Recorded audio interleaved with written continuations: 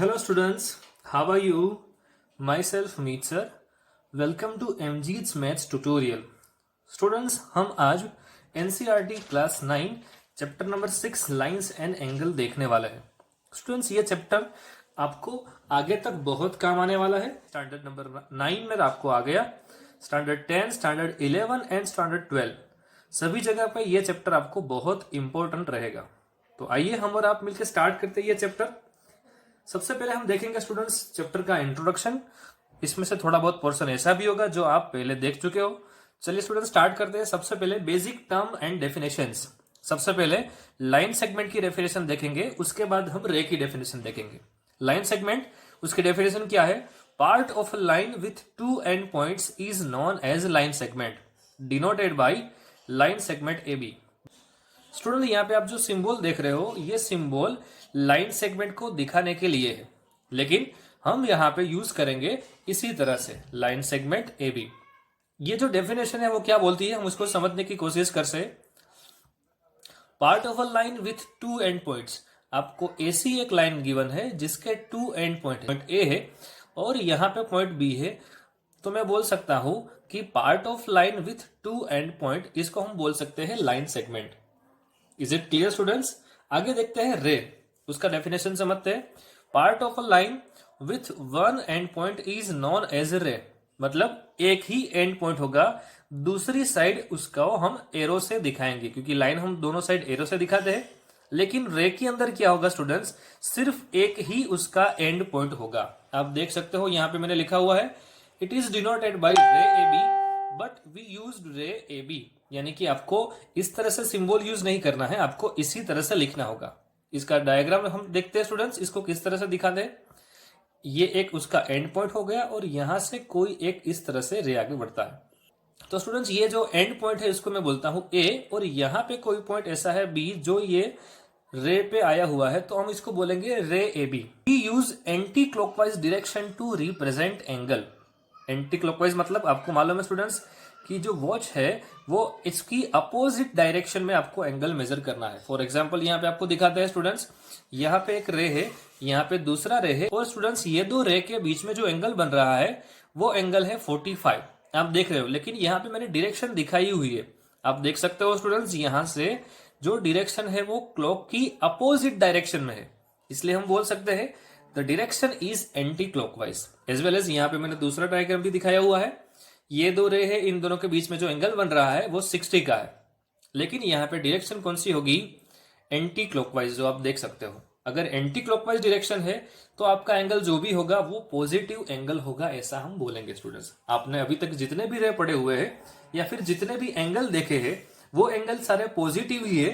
जिसका मतलब क्या हुआ स्टूडेंट्स कि हम जनरली जो भी एंगल को रिप्रेजेंट करते हैं उसको दिखाने का तरीका जनरली कौन सा होता है? Anti clockwise.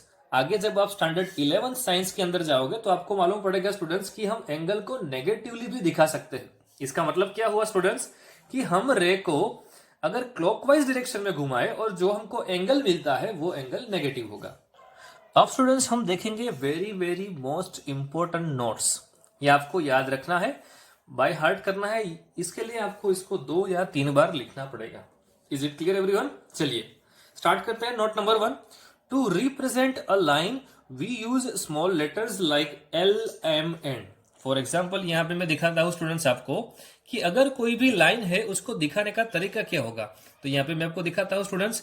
फॉर एग्जाम्पल यहाँ पे मैंने कोई एक लाइन ड्रॉ की, तो इसको जनरली हम दिखाते हैं, ये हुआ लाइन एल, तो इसको हम बोलेंगे लाइन एल इज गिवन. इस तरह से एम होगा, इस तरह से एन होगा.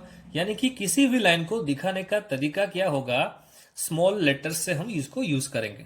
आगे देखते हैं पॉइंट नंबर 2, इफ 3 और more points lie on a same line they are called collinear points. Very very most important definition भी हो गई आपके लिए और बहुत अच्छा कंसेप्ट भी हो गया. कोलिनियर पॉइंट का मतलब क्या हुआ? 3 और more points lie in a same line. Students, this is the best example of collinear points. आप देख सकते हो यहाँ पे आपको कोई लाइन एल गिवन है जिसके ऊपर 3 पॉइंट्स आपको दिख रहे हैं, point A, point B and point C. अगर ये तीनों पॉइंट एक ही लाइन के ऊपर आते हैं तो हम क्या बोल सकते हैं? The points are collinear.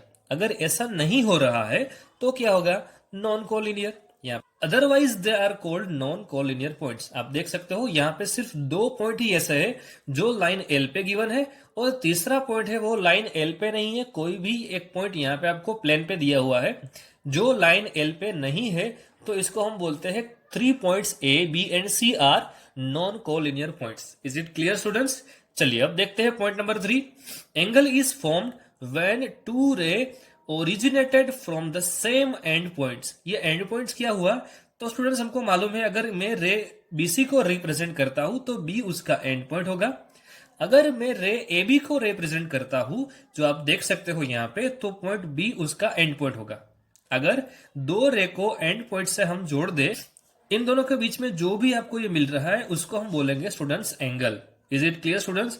अब आपको 2 नए वर्ड यहां से पढ़ने हैं। The rays make an angle are called arms of the angle. It means BC and AB are the arms of an angle as well as and the end points is called the vertex. इसका मतलब students ये diagram के अंदर point B जो है इसको हम बोलेंगे वर्टेक्स। एज वेल एज दूसरे डायग्राम की बात करें स्टूडेंट्स, तो यहाँ पे रे BC आपको दिख रहा है, दूसरा रे आपको AB दिख रहा है, ये रे का एंड पॉइंट है B और ये रे का एंड पॉइंट है B।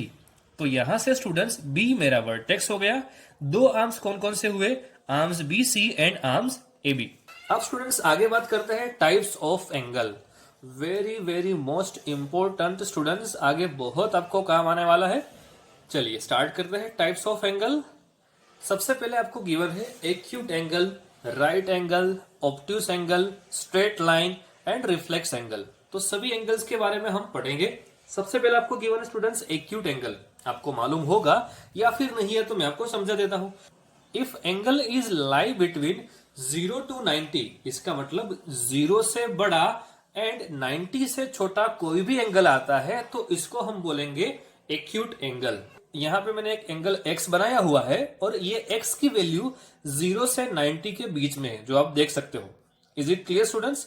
आगे देखते हैं right angle. If the angle is exactly 90 degree then we say that angle y is a right angle. Is it clear? आगे दिया है students obtuse angle. Students obtuse angle का मतलब होगा अगर कोई भी एंगल आपको दिया है वो एंगल की वैल्यू 90 डिग्री से बड़ी और 180 डिग्री से छोटी है तो हम इसको बोल सकते हैं ऑब्ट्यूस एंगल। जो आप यहाँ पे देख सकते हो कि एंगल Z की वैल्यू 90 से बड़ी है लेकिन 180 से छोटी है, तो ये जो एंगल होगा वो ऑब्ट्यूस एंगल हो जाएगा। आगे देखते हैं स्टूडेंट्स स्ट्रेट लाइन।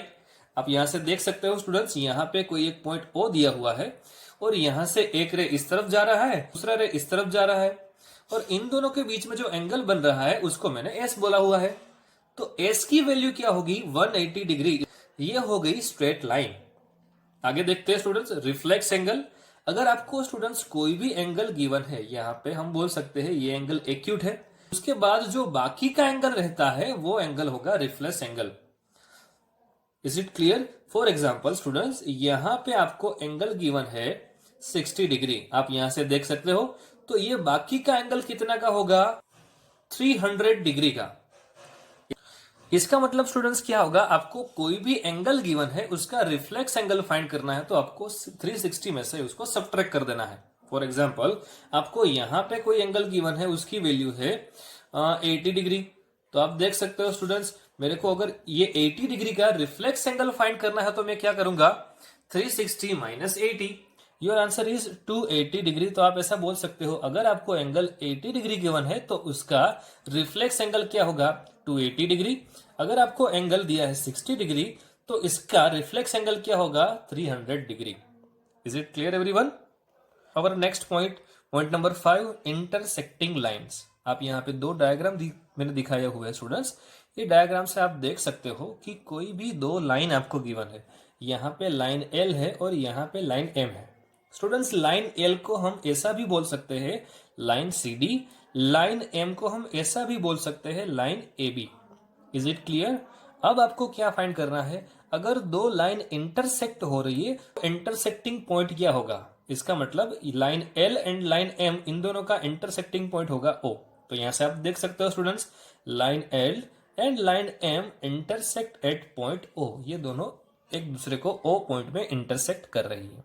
अगर इंटरसेक्ट नहीं कर रही है तो तो क्या होगा, तो केस नंबर 2 देखते हैं। यहाँ पे आप देख सकते हो स्टूडेंट्स, लाइन एल आपको गिवन है, लाइन एम गिवन है, ये दोनों लाइन एक दूसरे को इंटरसेक्ट नहीं कर रही है। इसका मतलब both line are non intersecting line.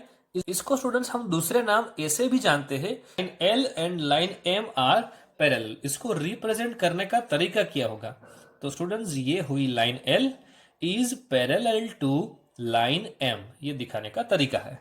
ये जो सिंबल आप देख रहे हो स्टूडेंट्स, वो क्या दिखाता है, line L is parallel to line M.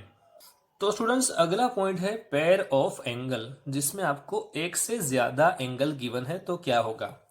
आप देख सकते हो फ्रॉम अबोव डायग्राम कि आपको 3 अलग अलग डायग्राम गिवन है। फर्स्ट डायग्राम है जिसमें आपको बोला है एडजेसेंट एंगल। आइए समझते हैं एडजेसेंट एंगल क्या है। सबसे पहला डायग्राम आपको जो गिवन है उसके ऊपर बात करें स्टूडेंट्स हम, तो यहाँ पे आपको 2 एंगल गिवन है। आप देख सकते हो एंगल सी बी डी, दूसरा एंगल है स्टूडेंट्स डी बी ए।